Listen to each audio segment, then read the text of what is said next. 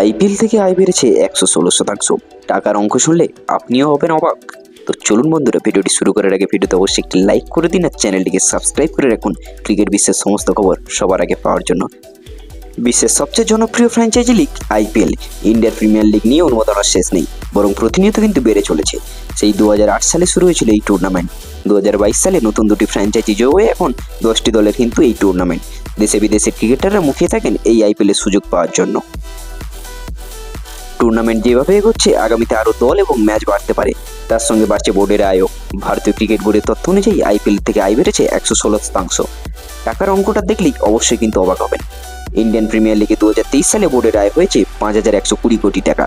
তার আগে এক সংস্করণে সবচেয়ে আয় ছিল 2022 সালের আইপিএলে। সেবার 2367 কোটি টাকা আয় করেছিল বোর্ড। অর্থাৎ আইপিএল থেকে 116% আয় বেড়েছে বোর্ডের। বিসিসিআইয়ের বার্ষিক রিপোর্ট অনুযায়ী 2023 আইপিএলে সব মিলিয়ে বোর্ডের আয় হয়েছে 11,769 কোটি টাকা। আয় বেড়েছে মোট 66%। এর মধ্যে মিডিয়া সত্ত্ব সহ নানা আয়ও রয়েছে। আইপিএলে 2023 থেকে 27 সাইকেল অব্দি মিডিয়া সত্ত্ব হিসাবে 48,390 কোটি চুক্তি হয়েছে বোর্ডের। 2023 সালে আইপিএল থেকে এই নতুন চুক্তি কিন্তু শুরু হয়েছে। আইপিএল থেকে বোর্ডের আয় বৃদ্ধিতে বড় ভূমিকা রয়েছে কিন্তু সম্প্রচার সত্ত্বের। এর মধ্যে টেলিভিশন, ডিজিটাল মিলিয়ে মোট 4টি ক্যাটাগরি কিন্তু ছিল। পাশাপাশি স্পন্সরশিপও রয়েছে।